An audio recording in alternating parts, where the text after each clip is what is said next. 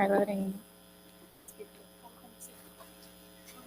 Oi, eu sou Larissa, estou testando o microfone agora, nesse momento. Oi, som, teste. Oi, oi, oi.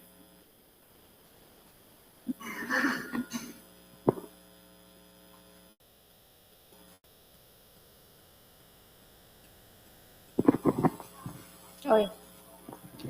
Oi, oi, oi, oi, oi. Oi, muito perto?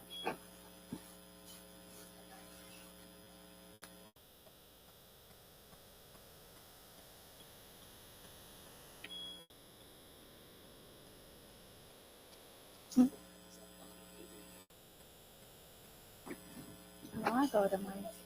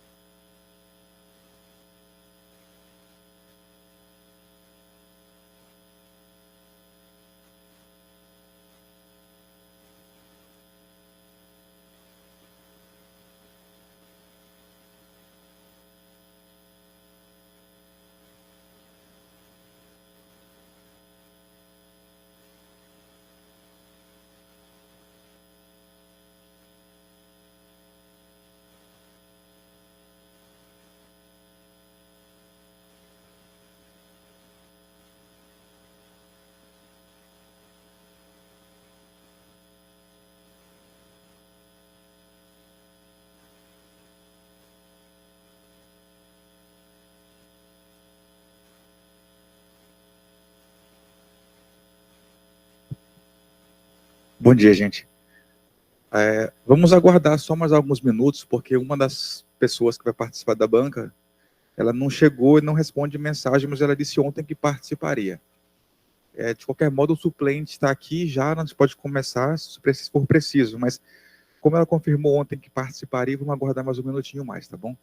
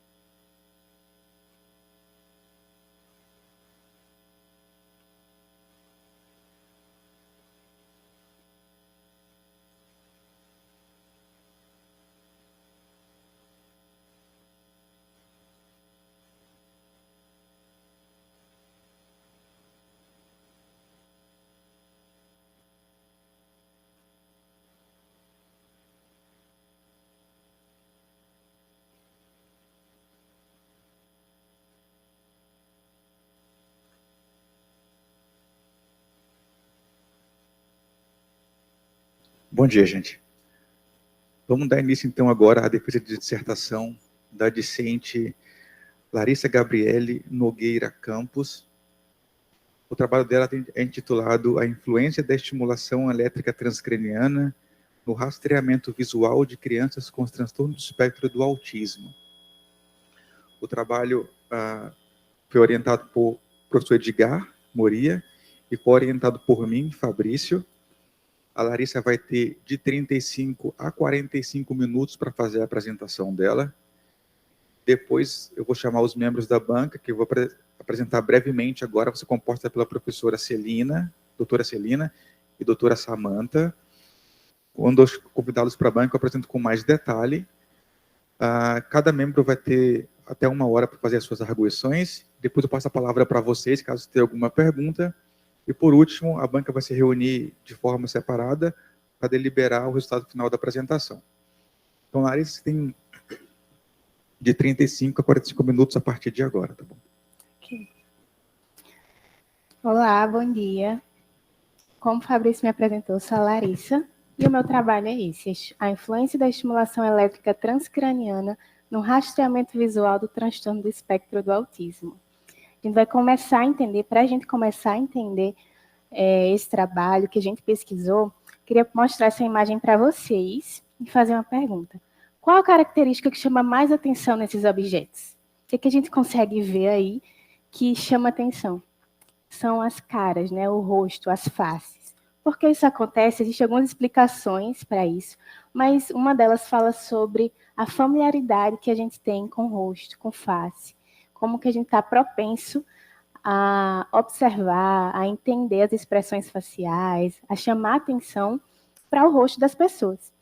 Isso acontece porque a gente está desenvolvendo essa habilidade há um bom tempo, desde que a gente nasceu, na verdade.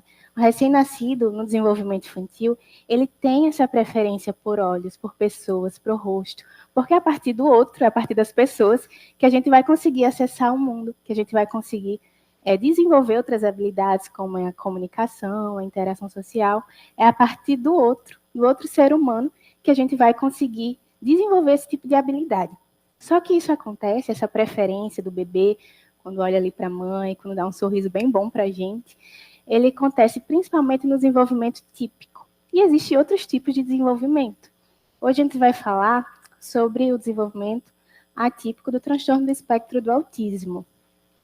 E essa preferência visual da criança, do bebê, desde quando ele está se desenvolvendo ali, ela não é como um padrão que a gente conversou.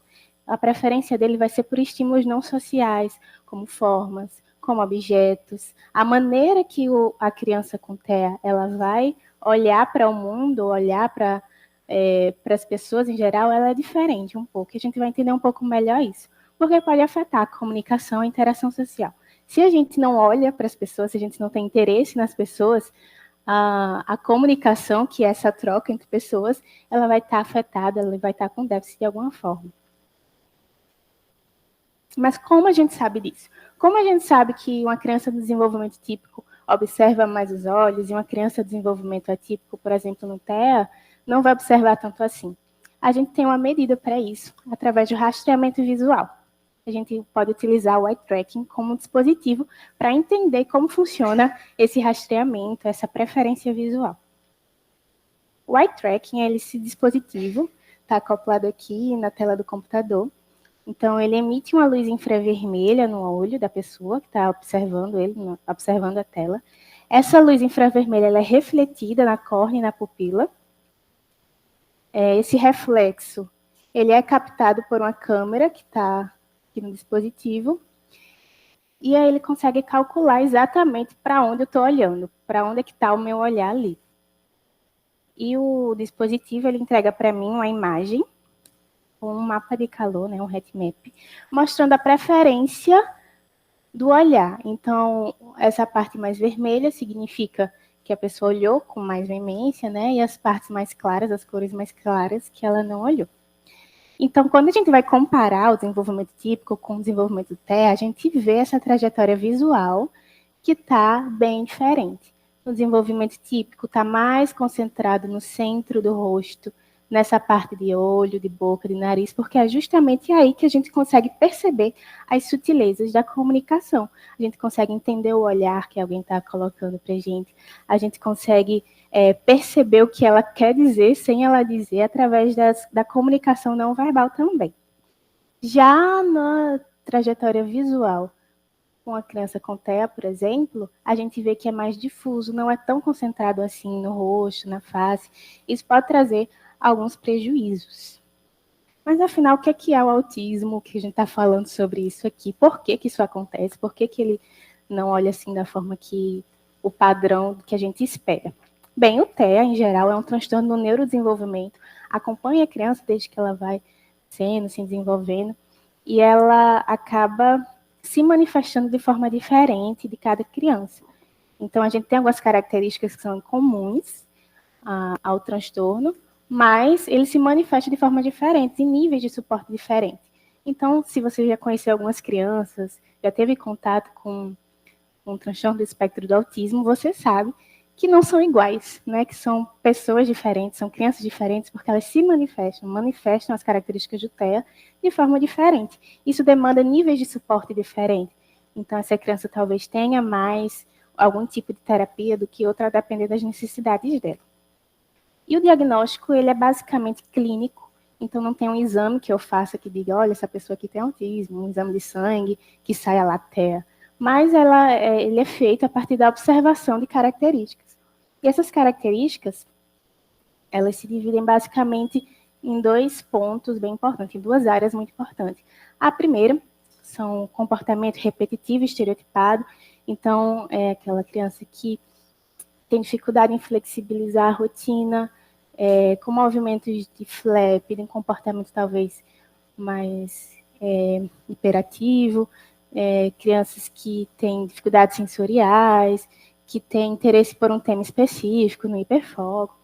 E a outra parte da comunicação, déficit na comunicação e na interação social, que é justamente aí, pode ir desde uma criança que não fala, que é uma criança não verbal, até uma criança que fala muito, que fala demais, só que ela não, por exemplo, entende as sutilezas da comunicação, ela não entende a ironia, não entende a piada.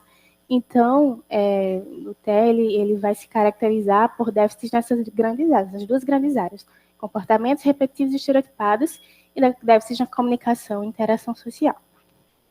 E a gente vai falar um pouquinho mais sobre essa parte da comunicação, interação social, mais especificamente a habilidade da atenção social, né, que é a atenção que a gente dá para outra pessoa.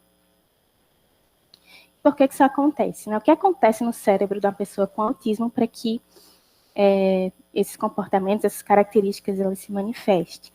A literatura não traz algo totalmente esclarecido, desvendado, mas existem algumas evidências que podem estar tentando explicar para a gente o que ocorre no cérebro neuroatípico. Eu primeiro falar sobre o desequilíbrio entre excitação e inibição neural. Então, as nossas funções, né, no nosso cérebro, eles acontecem basicamente entre comunicações de neurônios que estão ali trazendo funções naquela área específica, ou não, né? Então, precisa de um equilíbrio em neurotransmissores para avisar, olha, agora, neurônio, você vai levar essa informação, agora você não vai levar.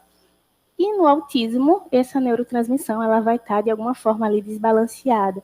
Então, existem algumas áreas, principalmente a área frontal, que ela vai estar em hiperatividade. Então, vai acontecendo muitas atividades de uma vez, isso vai trazer um processamento, muitas coisas estão sendo processadas de uma vez, isso vai trazer uma dificuldade, né? Vai acarretar ali na dificuldade dos comportamentos, na déficit da comunicação também. Outra coisa é a falha na conectividade. Então, nosso cérebro não funciona por áreas específicas, mas a integração de várias áreas, de redes específicas. Quando a gente está conversando, vocês precisam, por exemplo, entender o que eu estou falando, decodificar a fala, mas vocês também precisam entender a minha comunicação não verbal, entender as expressões que eu estou usando, as pausas que eu estou fazendo, a entonação que eu estou falando, e tudo isso precisa da integração de várias informações de uma vez. No autismo, isso pode estar, de alguma forma, desregulado, desconectado, e vai acabar gerando dificuldades justamente na comunicação, na interação, e nas questões comportamentais também. Pensando justamente que o autismo ele tem essas bases neurofisiológicas, ele não é só comportamento, vem algo por trás, existe uma base neurológica que ela está alterada de alguma forma, a gente pode estar utilizando métodos ou ferramentas para tentar modificar esses padrões que estão alterados de alguma forma. E um deles é a neuromodulação. Entre elas, a estimulação elétrica transcraniana, que ele é capaz de modular a atividade neural através de uma corrente elétrica baixinha. Então, 2 eletrodos eles são colocados na cabeça, geram a corrente elétrica, e essa corrente é capaz de modular a atividade neural na área que eu estou colocando. Então, se eu tenho, por exemplo, uma área que ela está muito hiperativa, eu posso colocar a neuromodulação para tentar abaixar e deixar que essa área possa processar melhor as coisas. Ele funciona alterando as taxas de disparo neural. Então, para que o neurônio ele se comunique com o outro, envie uma informação, é preciso haver uma despolarização desse neurônio. E acontece, essa despolarização pode ou não acontecer. Então, a neuromodulação vai facilitar essa despolarização de acontecer, ou seja, essa comunicação, ou vai atrapalhar, vai dificultar. Então, dependendo do seu objetivo ali, a neuromodulação pode ajudar nisso aí. E ele vai atuar tanto localmente, no lugar que eu colocar o eletrodo, até em níveis de rede neural. A neuromodulação, aqui no caso a estimulação elétrica transcraniana, ela vai provocar essa modulação através de uma corrente elétrica. E essa corrente ela pode ser uma corrente alternada, então enquanto ela estiver ativa, vai variando entre picos positivos e negativos. Também pode ser uma estimulação randômica, de ruído randômico, então são picos positivos e negativos, apesar de a gente não saber exatamente se está sendo positivo ou negativo, é uma corrente que ela se assemelha mais à função do nosso cérebro, que também é uma forma aleatória, que não é tão bonitinho. E a outra é por corrente contínua, que é o TDCS. Então, essa aqui é a alternada, essa aqui é a de ruído randômico, e essa aqui é a corrente direta. Então, eu ligo, ela continua direta, e quando eu finalizo, ela finaliza também. E essa estimulação direta, ela pode ser anodal, então, o ânodo, ele vai estimular a despolarização do neurônio, estimular aquela área que está em déficit, ou pode ser catodal, né, negativa, que vai tender a diminuir a ativação daquela área. Pensando nisso tudo, né, o que é que a gente veio fazer, então, nessa pesquisa? Foi justamente entender, será que existe uma modificação significativa na atenção visual do autismo, então, nessa preferência que tem por objetos, por formas e tudo mais, antes e depois da neuromodulação? Se a dificuldade que o TEA tem para ter essa preferência padrão, ela vem a níveis cerebrais, a níveis neuronais, se eu modificar esse padrão do TEA a nível neuronal, talvez exista aí uma modificação também na atenção visual. E esse foi o nosso objetivo. Por que a gente está querendo fazer isso, né? Por que a gente quis fazer isso? Minha justificativa primeira, né, principal, é o crescimento do TEA. Então, ali em 2000, nos anos 2000, a gente tinha basicamente uma criança com autismo para cada 150. Agora, em 2023, nós temos uma para cada 37 crianças. Então, a gente vê um aumento significativo do autismo, e com esse aumento, a gente também tem um aumento de terapias. A gente tem um aumento de demandas de múltiplas intervenções. Então, a criança com autismo, ela vai precisar, basicamente, de ajuda com TO, com fono, com neuropsicólogo, questões educacionais. Então, são coisas que demandam muito custo e por muito tempo, né? Essa criança vai estar sempre em terapia para desenvolver essas habilidades ali. São intervenções a longo prazo. Então, quando a gente pensa na neuromodulação, a gente pensa em otimizar essas intervenções para conseguir uma evolução mais rápida, uma evolução melhor para essa criança. E o eye tracking, né, o rastreamento visual, ele vai vir justamente para tentar medir o resultado, medir essa evolução de uma forma mais objetiva, já que a gente tem os sinais clínicos mais evidentes. Como que a gente fez isso? Como foi a nossa metodologia? Esse foi um estudo clínico randomizado, ou seja, a gente colocou uma intervenção, a gente fez uma intervenção em pessoas e a gente dividiu isso, é randomizado porque a gente dividiu em grupos de forma sorteada. Um grupo recebeu a estimulação do TDCS, que é a estimulação direta. Outro grupo recebeu do TRNS, que é a estimulação randômica. E outro recebeu a estimulação SHAM. A estimulação SHAM, ela inicia durante 1 minuto e depois ela é desligada. E ela vem justamente para ser o placebo. Então, a criança ela vai sentir, vai ter a sensação da corrente elétrica, porque é justamente nesse início que ela sente, mas depois ela vai desligar. Então, não vai ter um efeito terapêutico nessa criança. Esse estudo ele é duplo cego, porque nem os pacientes e nem os pesquisadores sabiam a que grupo estava pertencendo os participantes. Então, a gente recebia um código, colocava no aparelho, colocava na criança sem saber que código era esse, né? Se ele tava, qual estimulação ela estava recebendo. E a placebo controlado justamente porque a gente tem o estímulo chão, o estímulo placebo, que não tem efeito terapêutico, para a gente comparar com aquele que tem efeito terapêutico. A gente desenvolveu esse estudo em 2 lugares. O primeiro foi no Centro de Educação e Pesquisa em Saúde Anita Garibaldi, aqui em Macaíba, do Santos Dumont, que presta uma organização social que presta serviço ao SUS. E o segundo foi na Clínica Semeares de Desenvolvimento Infanto-Juvenil, lá em Natal. Clínica particular, que foi parceira nossa aí durante a pesquisa.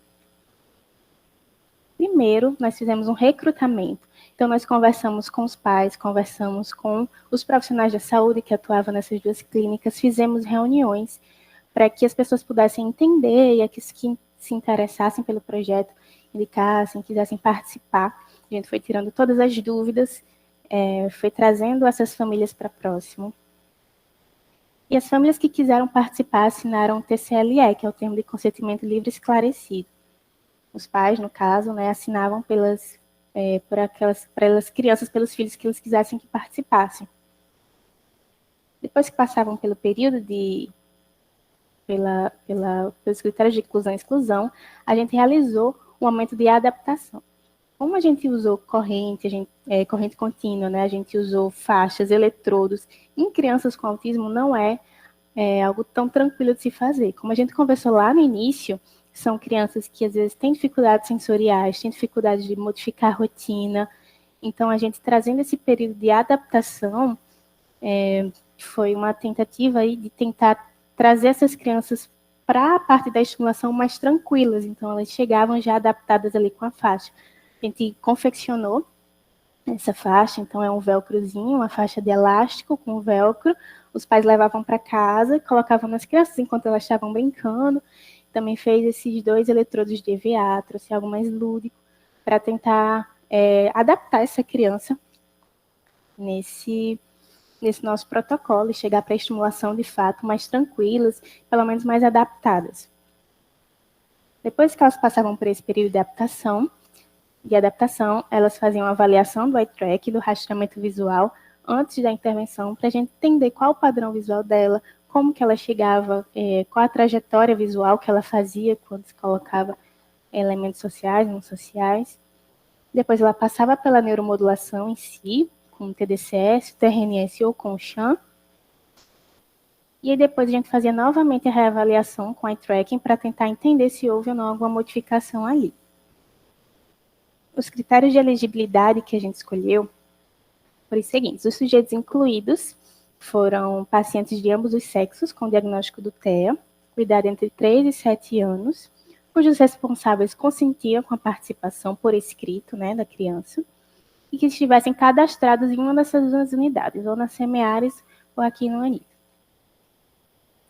Os pacientes excluídos foram que não tinham diagnóstico ou laudo de TEA fechado, que não concluíram alguma etapa de avaliação ou de intervenção, ou que tinham encefalopatias crônicas não progressivas.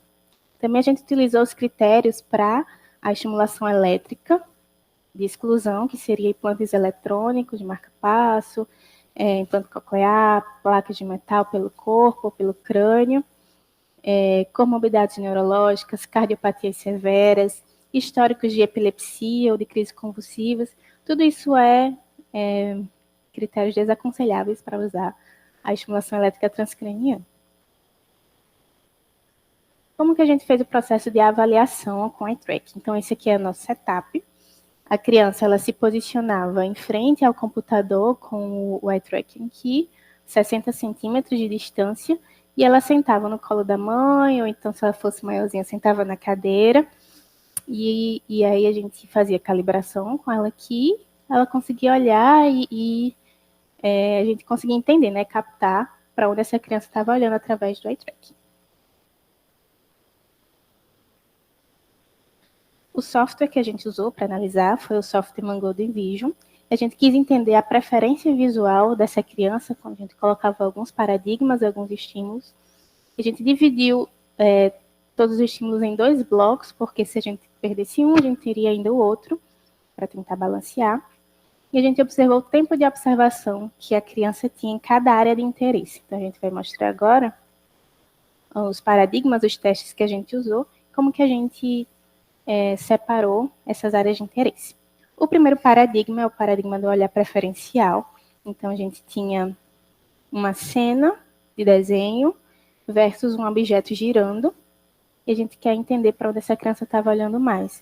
Então, foram 10 vídeos de 8 segundos cada, e as áreas de interesse foi justamente a cena do desenho e a cena do objeto girando. O segundo paradigma era de cenas sociais. Então, em uma cena onde tinha pessoas e objetos, para onde essa criança vai olhar mais?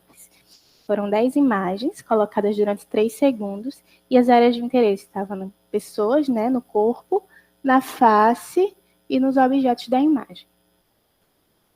Também a gente avaliou a atenção à face, como que essa criança enxergava quando olhava para um rosto. Então, foram 18 imagens, sendo 6 de cada emoção, de felicidade, de raiva e de neutralidade. Elas ficaram na tela durante 3 segundos, e as áreas de interesse foram os olhos, o nariz, a boca e essa parte central aqui do rosto. Para o processo de intervenção, a neuromodulação que a gente usou os equipamentos da MicroStim, e a intensidade de corrente variou de acordo com a idade da criança. Então, ela recebeu 0,5 mA quando tinha idade entre 3 e 5 anos, e 0,75 mA quando tinha idade entre 6 e 8 anos.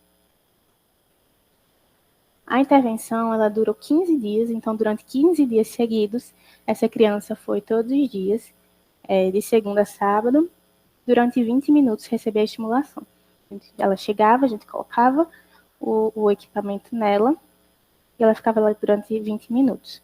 Nós posicionamos o eletrodo em 2 áreas. O primeiro eletrodo, que é o cátodo, que é aquele que diminui a atividade, ou pelo menos tende, né, a diminuir a atividade, foi colocado no córtex pré-frontal dorsolateral, aqui na região do F3, e o ânodo, que é aquele que estimula, foi colocado no C4, que é aqui o córtex motor direito. Essas regiões foram escolhidas o cátodo porque é uma área bem interessante quando a gente fala de atenção visual, quando a gente fala de motivação, é uma área-chave em redes de atenção, em redes de preferências visuais. E o ânodo a gente colocou no córtex motor justamente por ser uma área mais neutra, que a gente poderia estar ali estimulando sem trazer nenhum prejuízo. Tem aqui o exemplo de crianças, elas colocavam a faixinha, ficavam com a gente durante os 20 minutos. Algumas colocavam a mochilinha para colocar o equipamento e ficavam à vontade fazendo atividades lúdicas conosco durante o período de 20 minutos.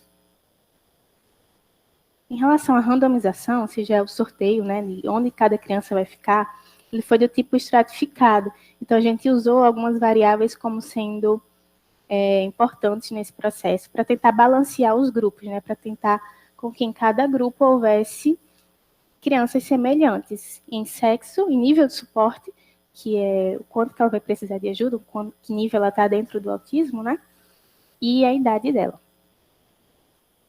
Enquanto a blindagem, nem os pacientes, nem o pesquisador que avalia e o pesquisador que interviu sabia em que grupo essa criança estava. Agora vamos para os resultados. Começando a falar um pouco sobre o fluxo dos participantes, como esses participantes chegaram para a gente, como a gente analisou. Inicialmente, nós recrutamos 45 sujeitos em reuniões, nessas atividades que a gente fazia com os pais, e esses sujeitos, a gente teve uma perda em torno de 16, por alguns motivos. Primeiro, antes de chegar aos pacientes, eles participavam, as famílias entendiam qual o projeto da gente, só que por ser estimulação elétrica transcraniana, a gente já tem um medo maior desses pais, não eram todos os pais que topavam, não eram todos os pais que estavam tranquilos com aquilo, né? Uma estimulação nova também, dentro do Brasil, né? Porque fora disso já acontece há um tempo. Mas a gente também percebeu algumas coisas. 4 pacientes foram excluídos pelos critérios de exclusão, não se enquadravam naqueles critérios. 3 pacientes tiveram uma perda de contato e 7 desistências, então eles se interessaram no primeiro momento, mas depois não tiveram continuidade. E um paciente, ele não aceitou a faixa. Então, mesmo a gente passando pelo período de adaptação, pelo período de tentar deixar isso mais familiar para essa criança, por questões sensoriais inerentes ao próprio autismo, essa criança ela não conseguiu aceitar a faixa e não pôde participar de toda a estimulação. Há ainda alguns pacientes, 9 pacientes, que eles estão ainda no protocolo, que ainda não concluíram, seja pela disponibilidade ou porque não concluíram as etapas prévias ao tratamento, mas eles ainda não entraram na análise, apesar de terem sido recrutados. Depois disso, foram 22 participantes desses 45. 22 participantes foram randomizados, então eles foram alocados nos 3 grupos diferentes para respeitar, né, os estratos, então os níveis balanceados em cada grupo. Ficaram 6 grupos no TRNS, no randômico, 9 no TDCS e 7 no grupo chão. Só que depois disso, nós ainda tivemos uma perda de segmento desses participantes. Então, desses 22 participantes que foram alocados, a gente teve uma perda de 12. Então, 7 não concluíram o protocolo, seja pela questão da avaliação ou da intervenção, não fizeram alguma dessas etapas. E aí também tivemos uma perda de dados de 5 pacientes. No final, nós conseguimos analisar 9 participantes que foram distribuídos, 1 TRNS, 5 TDCS e 3 no grupo chão. Desses 9 participantes, o que a gente sabe? Foram 9 crianças com autismo, a faixa etária variou entre 3 e 7 anos. 5 participantes eram do sexo masculino, 4 do sexo feminino. 6 participantes teve nível de suporte 2 e 2 participantes tiveram nível de suporte 3. E a gente separou 5 TDCS, 1 TRNS e 3 do grupo chão, no grupo placebo. Isso causou um desequilíbrio, né, um desbalanceamento no nosso grupo. Então, mesmo que a gente teve o cuidado de tentar balancear esses grupos nos três grupos de uma forma mais equilibrada, por causa da perda de segmento, a gente não conseguiu trazer esses grupos, não conseguiu analisar esses grupos de forma balanceada. Para analisar os resultados, nós utilizamos o teste T de Wilkinson para amostra pareada, porque a distribuição desses grupos ela não era normal. A gente tinha uma amostra pequena, então esse teste ele é um teste não paramétrico, e ele avalia a intervenção de 2 grupos. Como que a gente analisa o resultado desses testes estatísticos? Ele vai me dar um valor de P, e quando o P for menor que 0,05, significa que existiu ali uma diferença significativa, que esse resultado foi significativo. Tem um nível de confiabilidade de 95% de ser isso mesmo, que não ter sido ao caso. Quando o P é entre 0,05 e 0,1, a gente tem uma tendência à significância. Então, é como se eu aumentasse essa amostra, ou se eu repetisse isso mais vezes, talvez tivesse aí um resultado significativo. Mas esse valor indica uma tendência. Quando a gente comparou o pré e o pós no grupo do TDCS e do grupo placebo, a gente percebeu que não existiu resultados significativos. Então, se a gente comparar o pré e o pós, a gente tem o P sempre ali maior que 0,01 ou maior que 0,05. A gente não comparou o grupo do TRNS justamente porque não teve esse balanceamento. Então, como o TRNS só teve um paciente, ficou ainda mais difícil da gente fazer essa comparação. Então, todos os resultados que eu vou mostrar aqui são resultados do grupo placebo e do grupo TDCS, certo? Mesmo não estando dando significativo de um grupo para o outro, a gente conseguiu perceber alguns resultados que indicaram algumas tendências bem interessantes, que a gente vai conversar mais um pouquinho. O primeiro paradigma, que era que ele tinha uma cena de desenho ou uma cena real e um objeto girando. Um grupo de TDCS que recebeu estimulação verdadeira olhou durante 58% do tempo para o desenho e 40% do tempo para o objeto antes da estimulação. Depois da estimulação, houve um aumento desses resultados e a diferença aí entre o desenho e o objeto, ela teve um P que indicava uma tendência. Então, a gente teve um P de 0,095, indicando uma tendência a ser significativa. Quando a gente já avalia o grupo placebo, antes e depois da estimulação, a gente percebe que também aumentou, só que esse aumento ele não foi indicativo de tendência, e teve uma preferência aí para o objeto girando após a estimulação. Então, a gente não teve uma diferença que fosse significativa. Quando a gente compara o objeto girando com a cena real, então não é um desenho, é uma cena real, a gente vê que teve uma diminuição na observação da cena, então, da cena real, em comparado ao objeto girando. Isso acontece bastante no autismo. Mesmo assim, o P não foi significativo, esse resultado não teve uma diferença significativa. Quando a gente compara o grupo placebo, nesse mesmo teste de cena real e objeto girando, a gente vê que houve um aumento também no objeto, mas o resultado também não foi significativo ou não indicou tendência significativa. Quando a gente compara a observação tanto do placebo quanto do TDCS numa cena de desenho e numa cena real, a gente tem uma maior preferência sempre para o desenho. Isso acontece, né? Uma das explicações é da preferência que o TE existe para objetos, para formas. Então, no desenho, a gente tem um pouco mais disso do colorido, das formas, dos objetos. Mesmo que tenha pessoas sendo representadas ali, são pessoas que estão sendo representadas através de desenhos, através de formas. Isso pode explicar essa maior preferência das crianças com TEA pelo desenho. No outro paradigma, aquele da cena social, onde eu tinha crianças e objetos, né? Tinha pessoas e objetos, o grupo do TDCS antes da estimulação, ela tinha uma maior preferência pelo corpo e pela face, pelo corpo e pelo objeto e pela face. E aí, após a estimulação, a gente teve um aumento do corpo e uma diminuição da face e dos objetos. Porém, clinicamente olhando, a gente consegue perceber que aqui, antes da estimulação, o olhar está mais espaçado, ele está mais distribuído na imagem, e aqui ele está mais concentrado, ali mostrando exatamente nas informações que a imagem está passando. Apesar disso, o resultado também não deu significativo.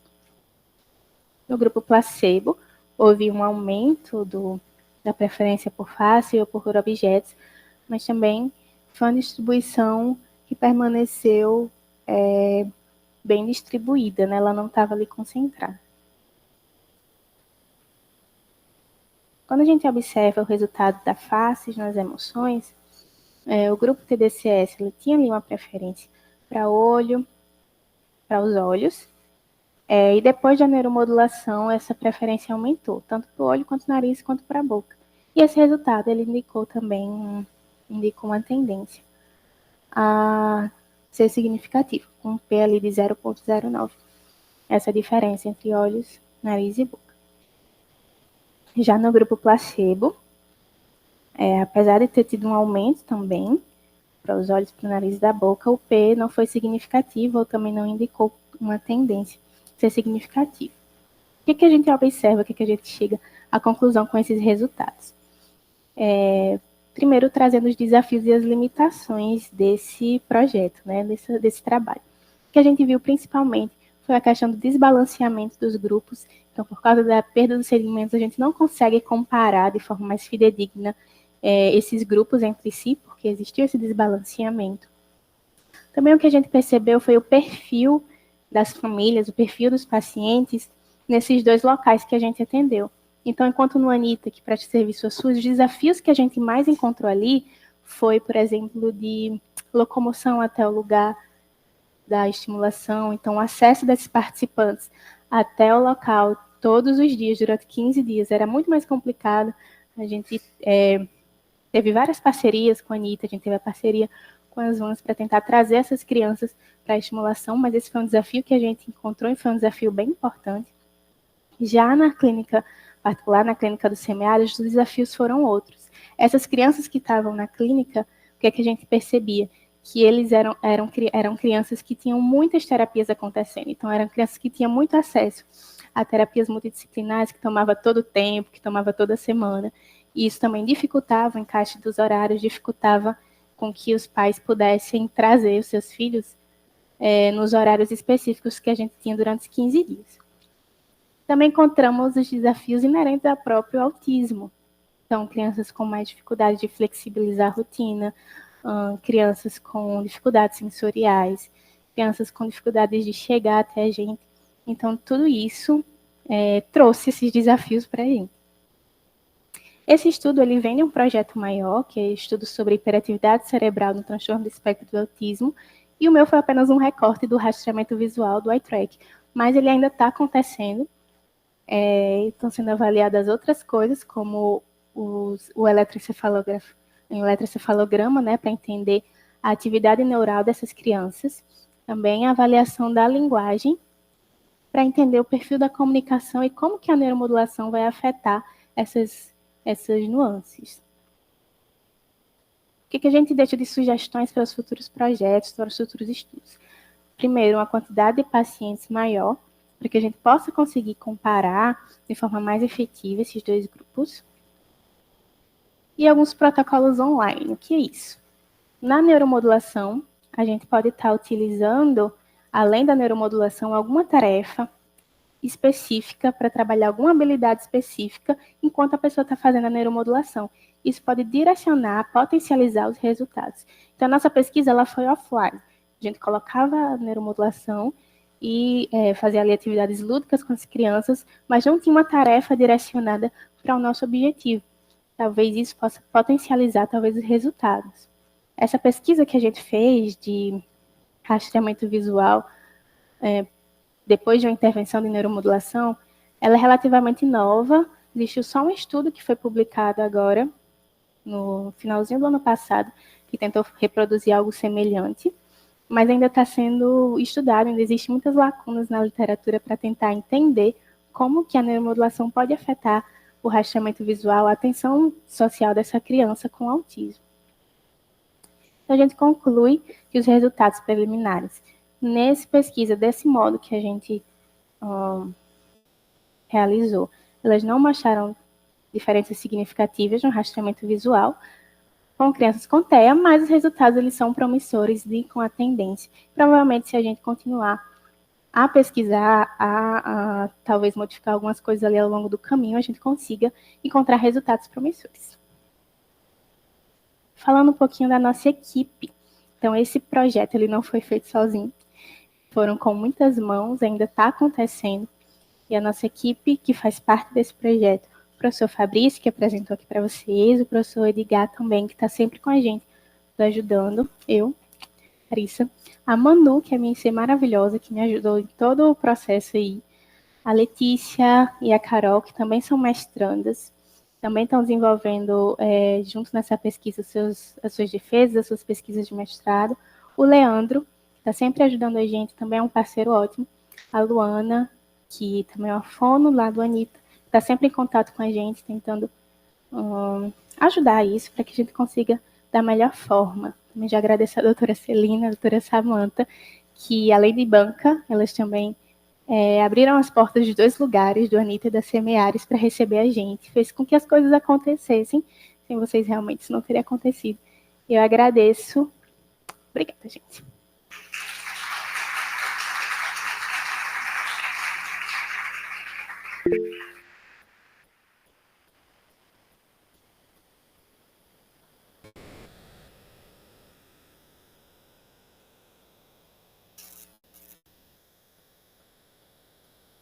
Obrigado, Larissa, pela apresentação.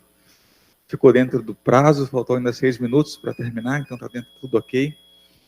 Eu convido agora para compor a banca a professora Celina.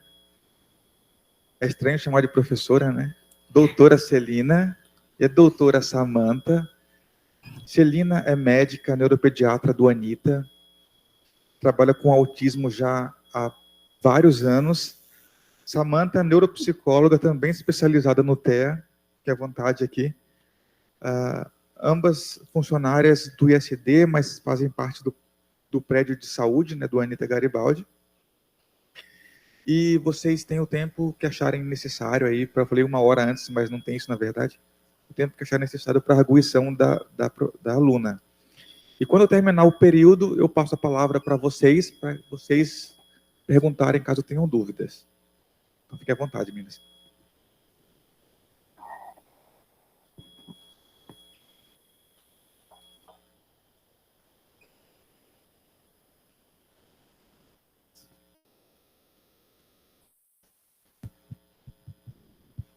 Bom dia, parabéns pela apresentação, pelo seu trabalho.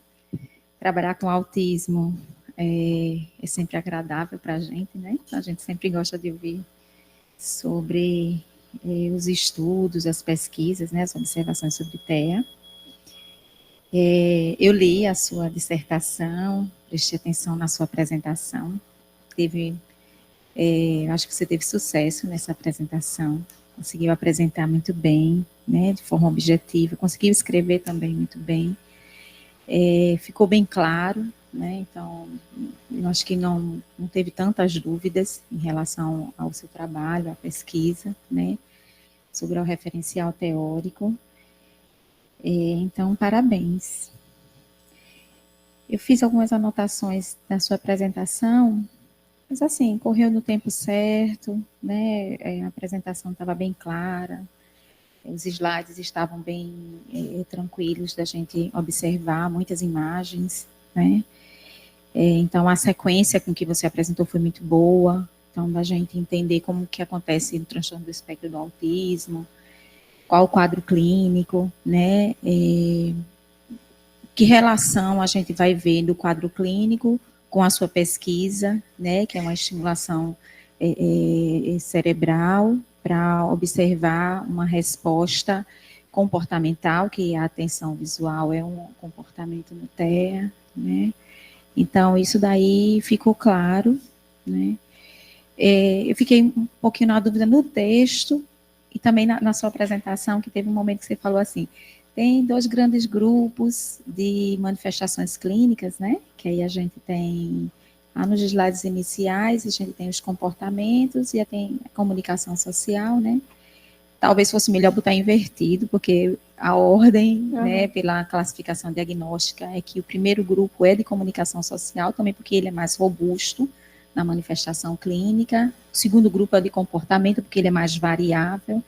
E um dos motivos do espectro também ser tão amplo é porque tem uma variedade de comportamentos também, tem uma variedade de comunicação social, mas às vezes ela é mais uniforme, e sempre está presente e a variação comportamental é maior, então ela termina tendo um peso maior em ser o primeiro grupo. Isso é uma besteira, é um perfeccionismo, mas é interessante a gente considerar que esse é um primeiro grupo. E aí você comentou assim, então eu vou focar na comunicação.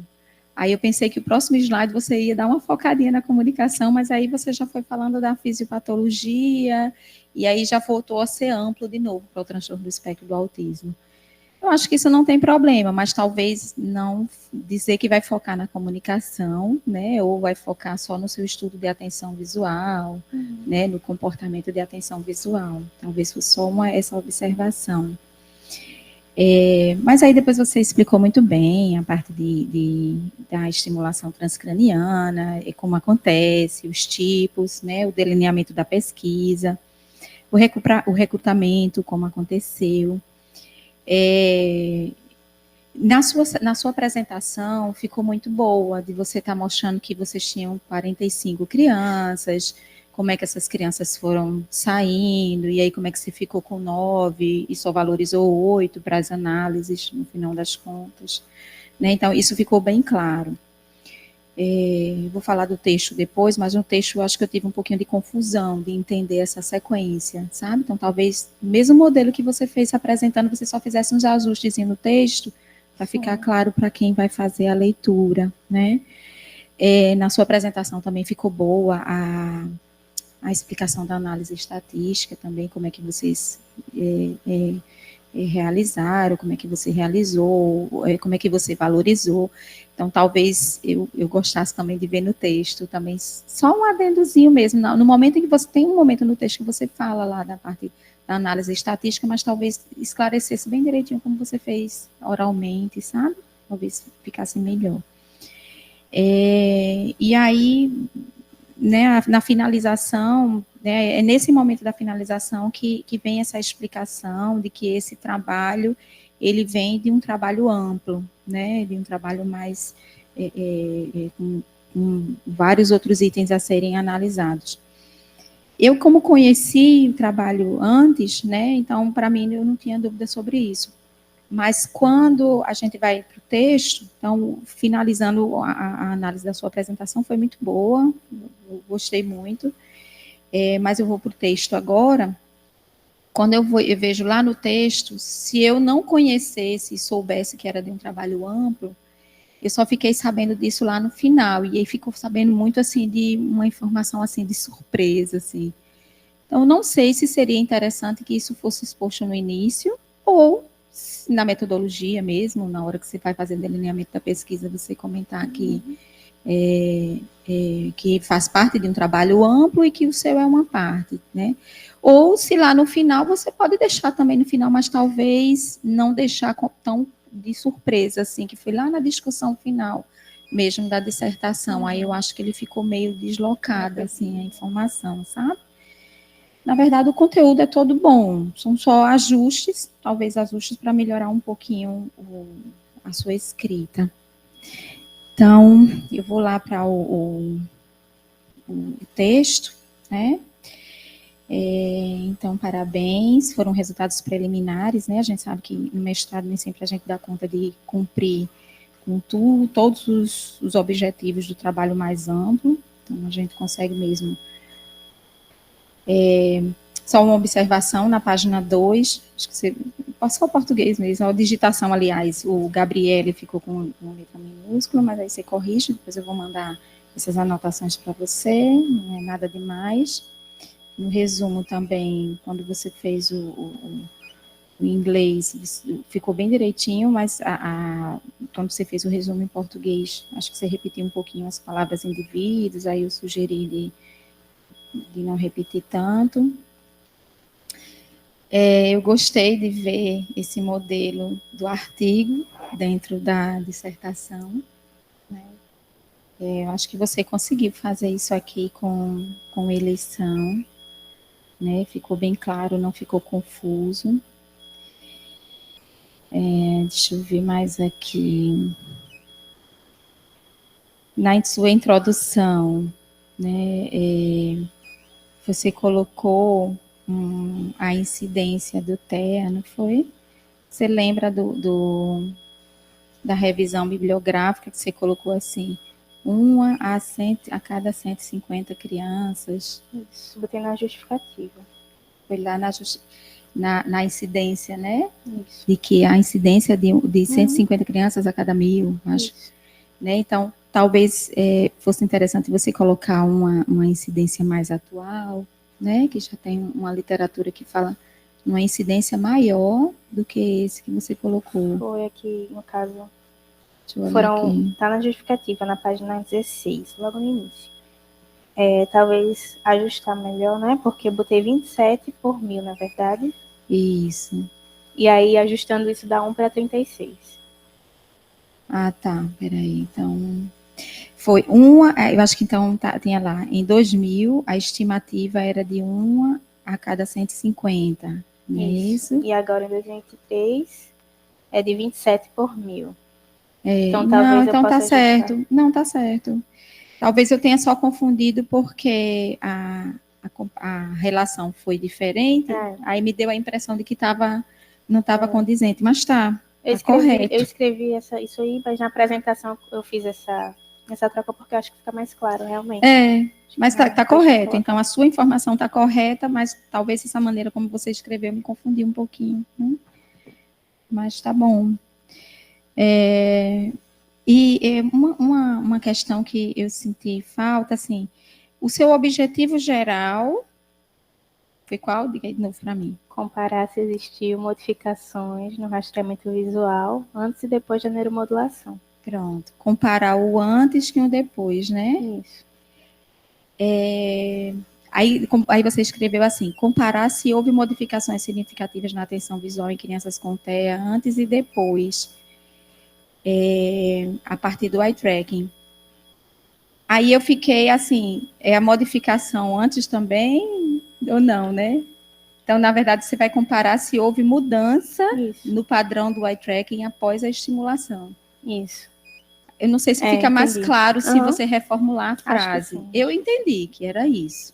Porque na hora que você põe assim, eu fiquei pensando, então ela vai dizer o que foi que ela achou antes, o que foi o perfil do eye tracking que ela encontrou antes, e vai fazer algum comentário, alguma análise do antes. Depois ela vai fazer uma análise do depois e vai fazer o comparativo. Só para deixar claro, para a gente não ficar na expectativa de que eu vou ver uma análise do antes, porque terminou que no discorrer do seu texto você não deu muito cabimento em interpretar como é que era antes de fazer uma discussão sobre isso, como é que era aquele perfil de olhar. Não era esse seu objetivo. Então, acho que é melhor deixar bem claro de que só vai ser realmente o comparativo, apesar de estar aqui, mas talvez clarear um pouquinho. Aí tem os objetivos específicos, aí está lá mesmo, que é mensurar a atenção visual, né? E aí, mensurar a atenção visual você fez, né? E com a neuromodulação. E aí o artigo foi bem descrito também, no mesmo modelo de introdução inicial, né? Deixa eu ver aqui o que foi... Talvez, lá no final, quando você vai fazer a discussão, você coloca os achados do eye tracking relacionados à atenção social das imagens. Você até falou na sua apresentação sobre a predileção por cenas sociais em desenho animado, né? Mas talvez eu acho que no referencial teórico, talvez você tivesse que ter feito assim uma citação de qual é o padrão já que você está analisando o eye tracking, que o seu trabalho foi utilizando a estimulação transcraniana, mas você analisou o eye tracking, né? Então, a estimulação transcraniana foi um ferramenta para você observar como que é o rastreamento do olhar, se houve mudança no rastreamento do olhar. Né? Então, talvez nesse comecinho só colocar nessa parte introdutória, só colocar uma referência de como que é o padrão atual de rastreamento de olhar. Então, existe predileção para figuras em desenho animado, existe menos predileção, melhor predileção, a menos predileção a regiões centrais da face. Acho que isso da face você até comentou. Mas em relação ao desenho animado, eu acho que eu senti essa falta, sabe? Então, talvez só completar, colocar uma bibliografia aí em relação a essa parte, porque eu acho que fica mais completo quando a gente vai lá na discussão, né? E aí, no delineamento do estudo, no texto, você já começou falando dos 9 sujeitos. Então, lá no final, na discussão, você colocou os 45, mas eu acho que teria que vir aqui na metodologia, sabe? Sim. Porque já foi no 9, então eu perdi um pouco. Não entendi por quê. O que aconteceu aí? Foram 9. Foi, mas você no texto você colocou. Lá no final do texto eu vi que você colocou, mas eu acho que tinha que organizar só essa ordem, sabe? Vir na metodologia mesmo. que tinham mais sujeitos. A outra coisa é que foram crianças com diagnóstico de TEA, né? Mas eu acho que também tem que colocar ali como é que veio esse diagnóstico. Aí, eram crianças que recebiam laudos, eram laudos médicos, eram laudos de equipe multiprofissional. Como é que essa equipe chegou em diagnóstico? Porque quando a gente vai fazer publicação, isso é analisado. Como é que você tem certeza que esse paciente, que essa pessoa, que esse sujeito tem TEA, né? Qual foi o embasamento mesmo para esse diagnóstico?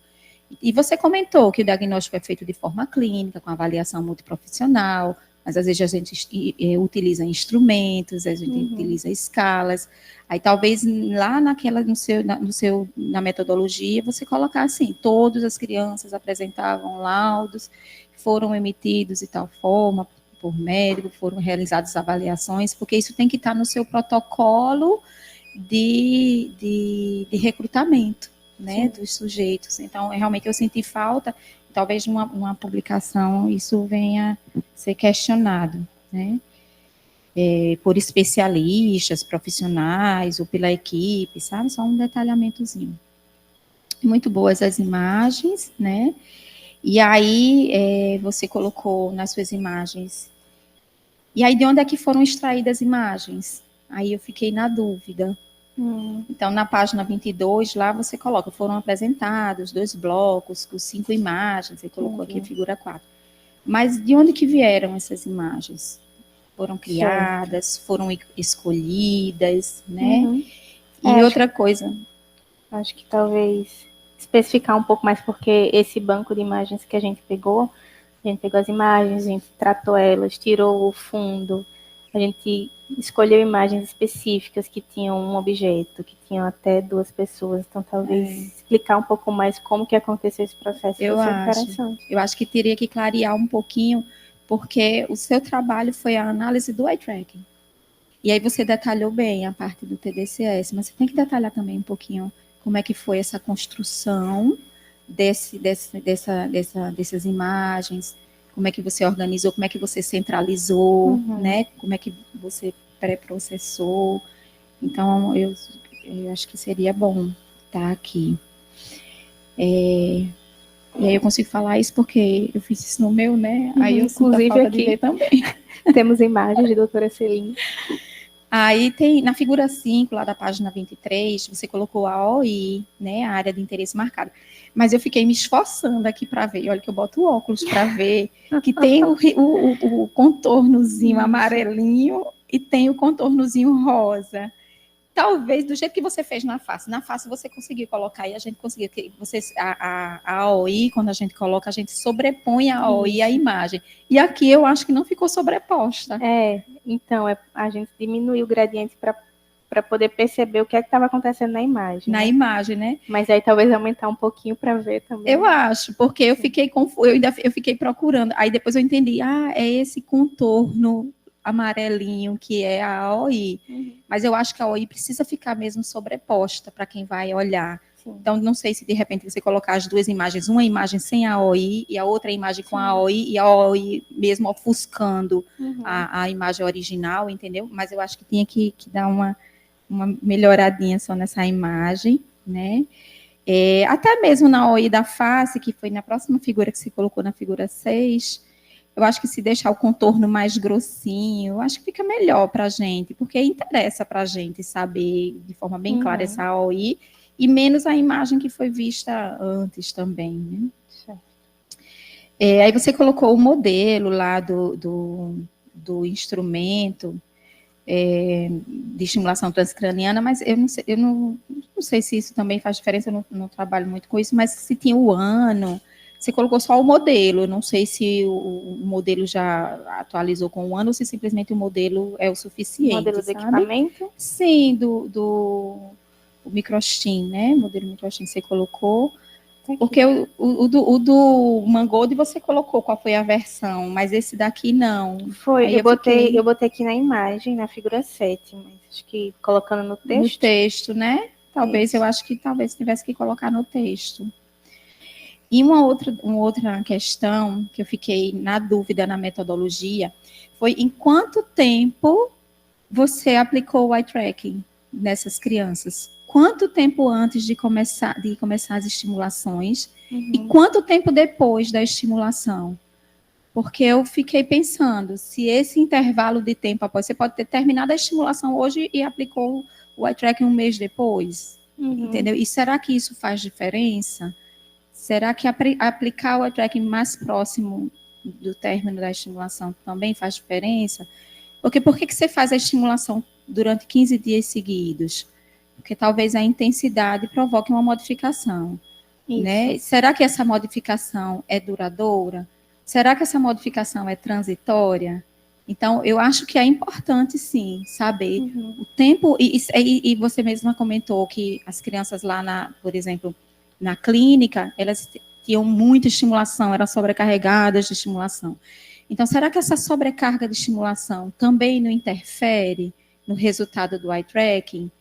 Então, se essa criança foi exposta a um estímulo, uma análise de eye tracking hoje, e aí só começou o TDCS um mês depois, mas ela ficou sob intervenção durante um mês, será que ela já não teria diferença no próximo eye tracking imediatamente antes da estimulação? Entendeu? Então, eu acho que é importante eu saber em que momento foi aplicado esse eye tracking, sabe? Faz sentido.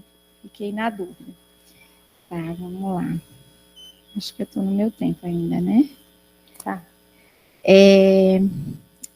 Sim, e os parâmetros, né? A gente sabe que tem vários parâmetros a serem analisados no eye tracking. Você deixou bem claro aqui, né? Que você viu o tempo de observação à imagem, né?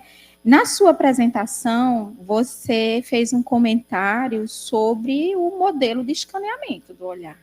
Né, você comentou aqui, ó, é possível observar que o modelo de rastreamento aqui é diferente, mas não teve análise estatística desse modelo, foi só um comentário que você fez, né? Foi de forma qualitativa. De qualitativa, visual. Mas eu não vi aqui no texto essa informação. Também não sei se seria pertinente, porque no eye tracking tem muitos estudos com eye tracking e são inúmeros os parâmetros que a gente pode fazer. E, na verdade, a gente acha que a associação de parâmetros é que vai me dar um padrão de mudanças. Então, de repente, o parâmetro que você utilizou ali não teve tanta diferença significativa e talvez um outro parâmetro tivesse, sabe? Então, talvez até no final lá que você coloca como sugestão seria analisar mais parâmetros do eye tracking e associar esse resultado desses parâmetros, a análise em conjunto de vários parâmetros. Então, é importante essa análise que você fez visual do escaneamento. Esse é um parâmetro, né?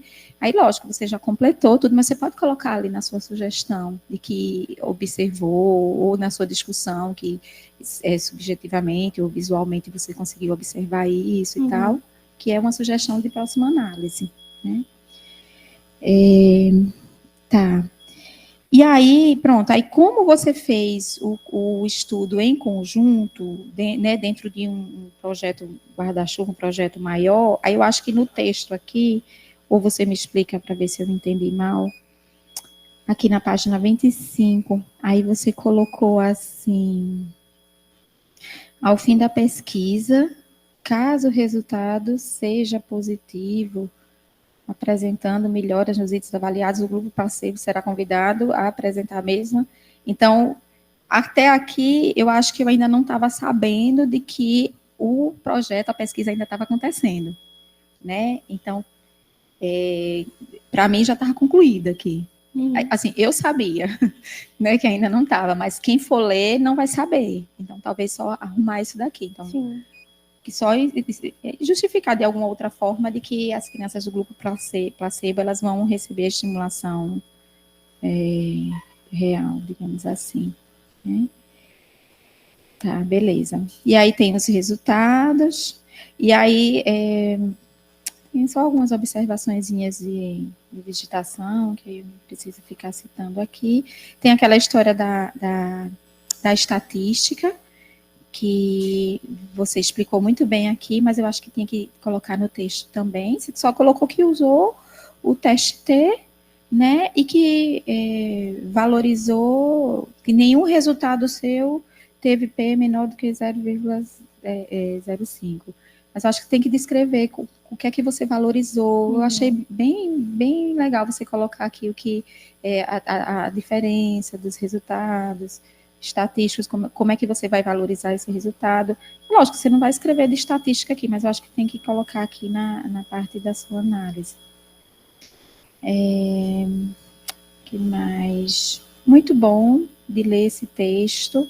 Você escreve de forma clara, objetiva.